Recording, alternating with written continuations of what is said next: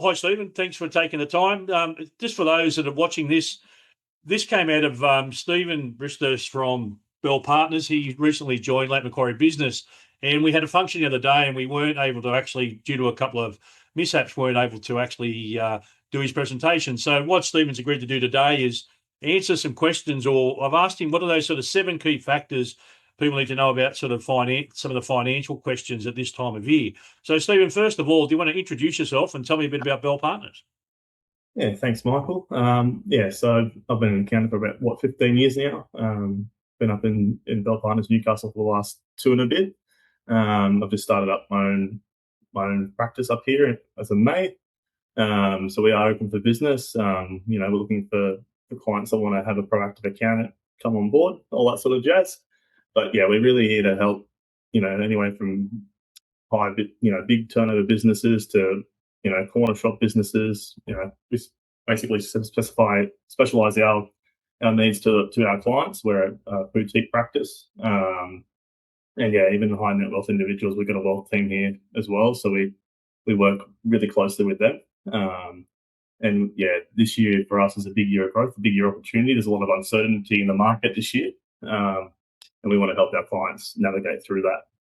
Fantastic, cool. So broad range clients don't, it's if someone's looking for a change with someone with lots of experience, give you a call, at least have a chat and see whether they fit. And that's the thing, isn't it, around business? It's people feeling comfortable with who you are and That's it. feeling comfortable with the relationship. So Yeah. rightio. So we're going to sort of go through 7 questions and we'll kick off here. So what were your thoughts on the budget and the proposed changes?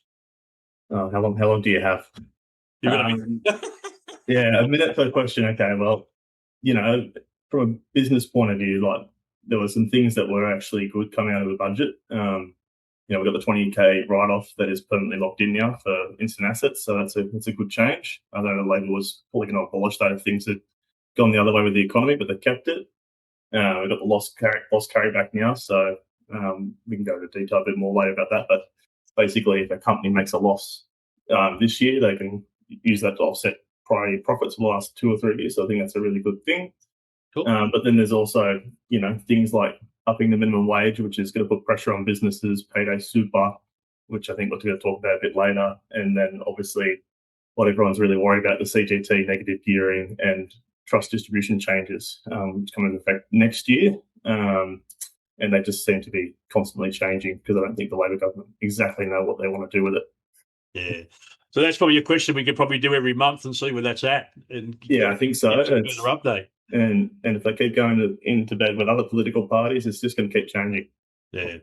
Okay. So watch your space and watch out for the next time I ask you the question and see what we might be able to do a comparison and see what you say in 2 or 3 months' time. What are some of the tax deductions businesses should keep in mind for the 2026-2027 year? Yeah. Okay. Definitely the usual ones. So obviously we want to make sure we're taking care of our rent, our motor vehicle expenses, making sure we've got a logbook in place for those costs, because a lot of companies just try and claim 100% of their motor vehicle and they're driving around with a Mercedes, and that's just not on.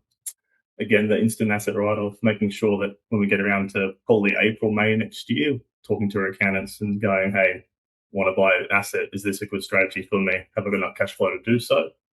But yeah, there's nothing new, I would say, but it's just about being prepared. And I think if we're having this conversation when we're meant to have it, it would probably be a bit more useful.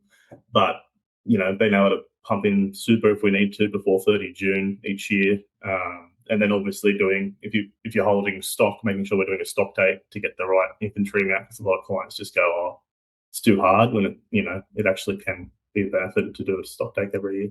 Yeah.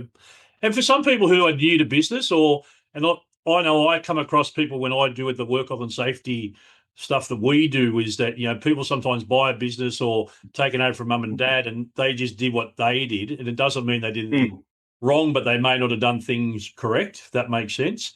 So this could be just an eye-opener if people are listening to this and go, hang on, I hadn't thought about that, or that's not what we do. I need to start to rethink this for next year. Because that's what happened last year. Yep. Yeah, and another thing is making sure that we're reviewing our, insurances, especially if we've got like payroll, we've got workers' comp. like they change based on the number of employees we're handling. So if we're not across those things, it can, we could be paying for insurance that we're covering 10 employees when we've only got 5. So Yeah. we need to be across that every year as well. Yeah, no, good suggestion. Give us an overview of the new payday super. Yeah, so Payday Super came into the budget last year, but basically it started as of 3 days ago. And it's basically making sure that, employees receive their super. A lot of, I know a lot of businesses held on to that 28 days after quarter end to pay super, but the government's gone, no, it's not good enough. So basically, if we had a payroll that ran from the 1st of July to the 7th, so a weekly payroll, we have 7 business days after the lodgement of that payroll to pay our super. So I think businesses are probably going to feel a bit of a cash crunch for the first couple of months as they get used to it, because we're used to not having to pay it straight away. And yeah, it's been a bit more cash flow, having that cash flow mindset switched on, making sure that we've got enough cash to pay our employees. So I think there could be quite a few clients that fall through the cracks, and interest is accruing on that super daily that is every day that's not paid by the due date. So it's important that we, paying our employees on time. Yeah, I mean, let's face it. There's lots of businesses out there who probably, and I know of examples, haven't done the right thing, not just quarterly. There are still people who I know that are waiting for 2 and 3 years for some super to be paid. And I think it's important that people, business owners, got to remember, they take a risk to look after business and to, they employ people. But the reality is, people are entitled. It's an entitlement. It's not a you could or you should. It's an entitlement. Yeah, it is. And there are ways around it. If people are late paying the super, they tell their accountant, we lodge what's called an SGC obligation statement with the ATO. It calculates the amount of interest. We pay that directly to the ATO, and then they disperse it from there. So I think if, we want to be good employers, when we're late for a payment one day, we just have to do right by it and get on front foot to our professionals that are helping us, like our accountants, and just making sure that we're reporting it correctly, because as you said, it is a statutory obligation, and every employee's got the entitlement to their super at the end of the day. Spot on, 100%. So how to get more out of your profit and loss? Oh yeah, Magic wand, big fella. Here we go. Yeah, well, obviously, like if you're a big client that wants to scale up, I would recommend getting in the room with your accountant on a monthly or quarterly basis and running some dashboard reports. But if you're just starting out as a business owner and you're not necessarily sure where to look, it's just about running that report. Probably making sure that our bank recs are ranked, as early as possible for the month. Because if we're wrecking a balance sheet profit and loss 14 days after month end, then that historical data is basically redundant, right? Like, the quicker we can get our bank recs done, we look at the month to month, and then you can start seeing the trends. And Xero and other accounting software have really good functions where they light up green and red these days. And it's as simple as going, okay, what are my overheads? And then you can start looking for unnecessary costs that we can cut out. If we haven't done the revenue strategy for 12 months, then you go, okay, should I raise my costs, raise my services by 10% or whatever? And yeah, I mean, once we start doing that, then you start getting more involved with the numbers, and you start getting across your business, and you actually start making ground. A lot of clients will be like, oh yeah, I do my books, but nothing happens. But you need to actually invest the time into the numbers. Otherwise, you're not going to know where you are, and you're not going to scale properly. Yeah, cool. It sounds like another workshop we need to run to really give people some guidance. I think so. So another strategy. What strategies can business implement to grow their businesses? Oh, there's a lot. I think number one is knowing who your target market is. If you're not doing, and I say this to most of my clients, like, it doesn't matter how big or small, you should always do a business plan each year. As your business grows, your target market grows. The area you live in, there's lots of people moving up from Sydney now that weren't up in the lake. So the demographics change all the time. And then just, find the metrics that work for you. Are you a money jet? Are you looking for the cash at the end of the day, or are you looking to grow and help the economy around you? So it's knowing what your strengths and weaknesses are as well. But yeah, it's definitely having the right people around you, whether that's a wealth advisor, an accountant, a lawyer, for these things, because having the right people around you will help you succeed at the end of the day. And one thing I know about the Newcastle Lake Macquarie area is that everyone wants to give you a go and everyone wants to help out. So I think having the right people that you want to be in business with will go a long way. 100%. Yeah, good call. Nice one. And I like this question you've got here. How vital is it having a proactive accountant? I can give you a case study of a client that I've just onboarded. They're actually from WA, so it's a bit of a weird one. But the one thing that I found with a lot of accountants at the moment is that they're too busy to even pick up the phone to their client. Right? I had a client that came through the door and basically said, like, we only want to call him once or twice a year, but when we did, he never returned our call. We wanted to buy an asset, we never got to buy that asset. We wanted to take money out and put it against our offset account from the business to help with the interest rates. He just didn't get back to us, so we never did it. So I think having someone that's going to be there with you, be proactive, respond within 24 hours of what you need, it's vital, especially in today's economy. Like, we're talking interest rates going up, we're talking costs going up. Like, if you don't have someone that you can just go, hey, what do you think about this? And that's what accountants are. We're trusted advisors at the end of the day now. We're no longer the number crunchers. We're no longer the sit behind a desk and just sign a tax return. We're actually people's go-to, and when it comes to this sort of stuff. So Yeah. It can be the difference between your business, going soaring with growth or being stale. And I think a lot of people will get very sticky with their account. They go, oh yeah, they do a good job. They'll lodge their tax returns on time, but are they doing those extra like 5%ers that can make you really, really grow and make the most of opportunities? Yeah, makes sense.